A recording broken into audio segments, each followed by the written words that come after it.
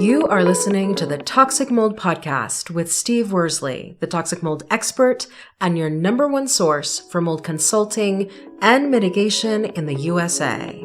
Let's dive into a brand new episode. Before we get started on this episode, here's a not-so-short disclaimer. While all attempts have been made to verify the content provided in this podcast, neither the podcaster nor the producers assume any responsibility for errors, omissions, or alternative interpretations of the issues discussed here. All information stated in this podcast is the opinion of Steve Worsley. Steve Worsley is a mold specialist with over 25 years of experience in the construction and mold industry. The Toxic Mold Podcast is for information sharing purposes only. The views expressed are those of the podcaster and his alone.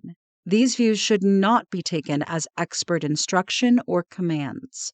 While there may be references to medical conditions and symptoms, all podcast episodes are the opinion of Steve Worsley, and any medical questions or concerns shall be addressed with the appropriate licensed medical professional or professionals.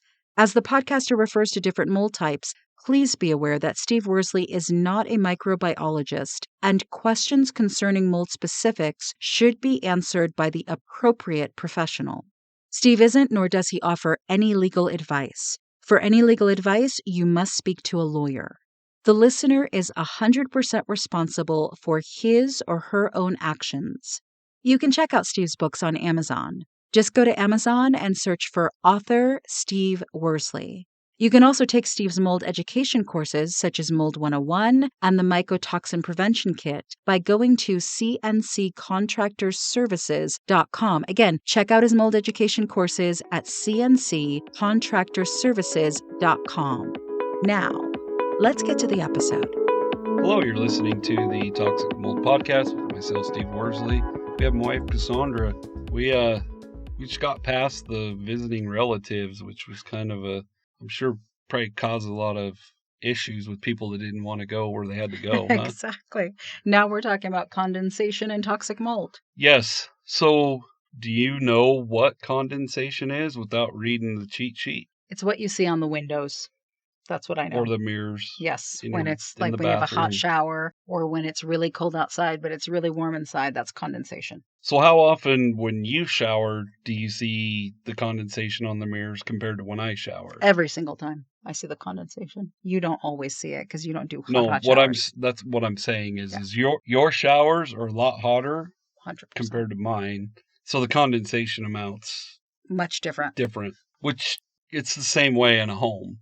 Like, it's going to vary in different areas based on certain factors. Yeah, so why is condensation something to talk about when it comes to toxic mold? Because condensation, I think, for most people, they don't see it as a big deal. Because it is kind of like a minor cut, if that makes sense. Mm-hmm. They just don't think it's going to lead to bleeding out. Just like condensation, they don't think it's going to lead to mold. The problem is it's something it's a chronic issue that's typically going on, and if it's happening like in your attic, you're typically not going to see it. That obviously the condensation leads to drops of water, which is moisture, which is what mold needs. Okay, well, that explains a lot of it. So literally condensation lets you know that the mold is going to be fed by moisture because condensation will let you know humidity is up, right? Yeah, that's where it gets a little, like, I don't want to go down the dew point and humidity rabbit holes, but the condensation and how it happens has a lot to do with the humidity in the air. Does that make sense? So when it's a really humid climate, which in a bathroom when you're showering it is, there's going to be more condensation. Correct, because the condensation is showing you that humid, warm air is hitting a colder surface. Exactly. Okay, so it's something to pay attention to. Right. It doesn't necessarily mean that humidity went above 60%. It just means pay attention. Well, for the condensation to be happening, I would assume the humidity's already over 60. Oh, okay. So then that's a warning sign for mold. Right, which is why like our call to action is going to be put humidity gauges into your home. Mm-hmm. That's why when I have a client that asks me, whether it's a discovery call or a consultation, when they say, what's one thing that we can do to prevent mold, the first thing I always say is humidity gauges. Yep, and it's one of the cheapest things you can do. It's the easiest thing you could do. Yep. Now, obviously, you could have all the humidity gauges in the world and still have a mold issue. But if you were to put humidity gauges everywhere that I would recommend, which would be the attic, the crawl space, anywhere with plumbing sources, we literally have one in every room. We do. So I want to get back to condensation, though, because I always assume that condensation is a normal thing in a house. Is it normal? When is it abnormal? Well, I mean, when you say normal, I mean, do you mean that it happens all the time? Because that still doesn't make it normal. I think when you're doing a hot shower, I expect to see condensation after a hot shower. Right. That doesn't mean that it should be normal or normalized. Well, I guess that's my question. Like, how do you know on your... I wouldn't freak out if you saw condensation on your mirror. Okay. But on the other hand, if you see condensation on your mirror every time you shower and you do nothing about it, then that's a problem. Okay. Does that make sense? Mm-hmm. You know, it would be like if someone said, is it normal to wake up every morning and be stuffy? Well, no. Well, and then they go, well, that's normal for me. Well, but it still doesn't normalize it. Correct. Does that make sense? So you shouldn't have, to answer your question directly, no, that's not normal. So when should somebody be concerned about the condensation they're seeing in their home? Anytime it happens. Really? So I should be concerned every day? Yeah, but what do we do? I mean, that's where, like, I'm trying to not be an alarmist, but so what do we do in well, we the have bathroom? We have the fan on. Always, exactly. We keep the fan on long after the shower is over. Mm-hmm. If we were really old school, we would open the windows. We don't, but we would open windows and like let fresh air in, circulate the air. But those are the measures. But we have humidity gauges. We have air monitors. Yes, we have air purifiers. We have all the things. But I guess the question is, at one point, does a listener register condensation and go, "Ooh, I need to handle as soon that." as it happens? Oh, so because if I guess I'm not sure exactly what you're trying to get to, but if you try to normalize it, you naturally say to yourself it's okay, right? Which, in my opinion, leads to you don't do anything about it. Mm-hmm. Yeah, but I'm thinking, you take a hot shower every single day and you see condensation on your mirror. I don't think twice about it. Well, you don't. And I don't know that I should because... But on the other hand, if there's a mold issue, you know a guy. Yeah, but at the same time, I always look at it like, well, what am I going to do differently? I'm not going to not take hot showers. I use the exhaust fan. I keep the door open after the shower is over. But nobody's saying you can't take a hot shower. Just maybe lower the temperature a little bit. Oh, no. Women don't do that. We like hot showers. Okay, then put things in place to make up for that. There it is. See? Like... That's good. But that's what I already said. We have humidity gauges. You run you're aware of the issue. Yes.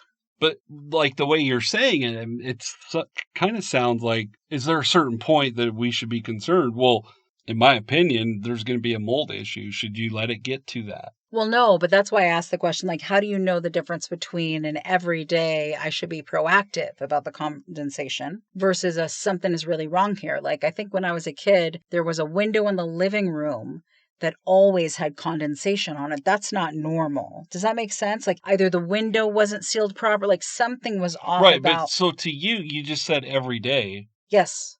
But so what's the difference between that window versus the mirror in the bathroom? Because I can point to what causes the condensation in the bathroom, which is my shower. It doesn't happen outside of my shower. But the window in the living room, it happened no matter what was going on. So something told me there's a defect in the window. Scientifically, it was all the same things. Yes, but still. Temperature, humidity. But it wasn't caused. But I couldn't control I already that. know what the answer to that is. What is the answer to there that? Probably wasn't a double pane window in your front room. So if there was, there's what's called a hermetic seal. What is a hermetic seal? So you have two panes of glass, right? And then they put this black thing in between it to seal that airspace. It's like a gas that they put in there that seals it, which is an insulator. So the outside, so this is outside, is really, really cold. Then you have the seal, the hermetic seal. Then you have the second pane of glass. If that seal is defective, it's going to condensate either in between the panes or on the house side. The level of things you know. I'm like, where does he pick these things up from? Well, I'm a certified home inspector, so I had to learn that stuff. That's how we would identify defective hermetic seals. Ah, okay. But again, that's where But I my say, point but that's a is, defect. Whereas my showering, it's not a defect. I am it creating the is. Well, condensation yeah, it's a on the man-made mirror issue, but rather than a defect. Do you see how I'm looking at it yeah. differently? Yeah, and that's fine. Like Yeah. to me, I look at it like one's a behavioral thing and one's a defect. Yes. And so when you see a defect, like how do you know when something's a defect, which means there's something that needs to be fixed there as opposed to a behavioral choice for condensation? Well, I guess to me, either way, it should be fixed. So let's say, like the mirror in our bathrooms and in our master bathroom, do you notice the mirror goes all the way down to the backsplash, which is Yes. granite? Yes. But could you imagine if there was some sheetrock between the bottom of the mirror and the backsplash? Yeah, it would be a problem. The water would all hit that. Do you see? And that's why for like your issue, and I want our listeners to understand, I wouldn't minimize it because you just don't want to I'm not asking you to take a cold shower. Well, I have before, but it hasn't worked. No. So we put other things in place. Correct. And ventilation is probably the key thing, especially in a bathroom. Mm-hmm. Now, growing up in your living room, if you turned on a ceiling fan for ventilation, or let's say it was humid in there, you grew up in Connecticut, so it's humid, right? Yes, it is. If you put a dehumidifier in there, that would help it. Okay. So those are engineering controls is how we view it, like in the blue collar world. So you put in place mitigating factors. Engineering controls to reduce the risk. Okay. So literally, you're saying that everybody should pay attention to condensation because condensation can easily feed a mold problem. But it brings up something else. Like, what if that condensation concern is in their crawl space or their attic and they never see it? Yeah, that's a problem. They'll have a mold problem without knowing they have one. Exactly. So, that's where it brings me back full circle to the humidity gauges. Mm-hmm. Putting a humidity gauge in your living room when you were a child does not mean that window isn't going to have condensation on it. Does that make sense? Yeah, no, it's about making sure you're putting in those controls so it doesn't create a long-term problem that now becomes a mold problem that now costs you thousands and thousands of dollars. And so the next question people would ask, and we already answered it, how do we prevent condensation? Well, you just said it. Yeah. I mean, humidity gauges, ventilation. Well, a humidity gauge won't prevent it. But at least it'll clue you in, yeah. But proper ventilation. Yeah, ventilation, insulation, and dehumidifiers. Okay, so those are the three answers. If you think about a water pipe that runs through an attic, in the wintertime, the attic's supposed to be cold. You should put insulation around that. Okay. Does that make sense? That does make sense. And for our listeners, condensation is going to lead to water stains or some indicator that there's been moisture. Then it can lead to mold. And that's why it's so important. Like up in your attic, in your crawl space, the areas you can't see, you should probably pay attention to. Exactly. Huh. So then what is your call to action for people? We've said it many times. Buy humidity gauges. Okay. You can buy a 3-pack for $15. Yeah. And we have on our website under I think the tab is more, and then underneath it says resources. We have links to those cheaper gauges. We have links to the more expensive gauges. But you bought a 3-pack that's Bluetooth. How much were those? Like 70, 80 bucks? 70, 80 bucks. Not bad. My point is for our listeners, get humidity gauges. Okay. All that's going to do is help you monitor things. It's not going to take away condensation, but pay attention to that. Absolutely. And don't just assume that that's okay. That's true. Make sense? It does. Clear as mud, Clear as I always as say. mud, yes. All right. Well, we appreciate all you listeners. Have a great week. Thanks for tuning in. Would you like to get a handle on mold in your home? What it is, how to spot it, and what to do next? If you said yes to that, the Mold 101 bundle is your all-in-one guide. Packed with self-assessment worksheets, a workbook, video walkthroughs, and expert audio coaching, this digital bundle gives you the tools to protect your home and your family. Visit cnccontractorservices.com/the Mold 101 bundle and get started today. Again, visit cnccontractorservices.com/the Mold 101 bundle and get started today.